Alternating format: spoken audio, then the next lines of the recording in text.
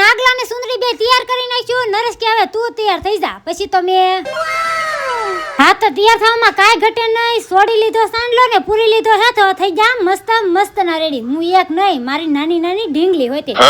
પછી મેન ખુશી આ ફોટા પાડ્યા. ખુશી હાર કાઢી નાખ્યો તો એને પહેરાઈ દીધો અને થાળીને રૂમાલ ઢાંકી દીધો અને પછી તુલસીના પાન લઈ લીધા. નીકળી ગયા અમે પૂંજા પોચડાવા. રસ્તામાં મળી ગયા ઢીંગલી કે માસી હું તમારા ડેલી વિડીયો જોઉં. પછી અમે આવી ગયા ભોળાનાથના મંદિર. પછી પૂંજા કરવાનું ચાલુ કરી દીધું. નાગલાને એવું સડાવવાનું હતું. નાગલાને એવું સડાવાઈ જાય એટલે પાછું બધાને બેહી જવાનું હતું.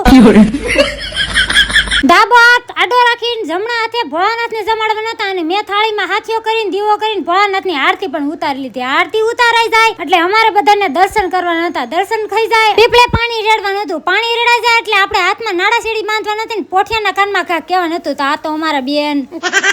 પછી મારા દાણ અનમોલ રતન છે એની હારે ફોટા પાડીને વાર્તા કરીને હવે મળશું પાર્ટ 3 માં.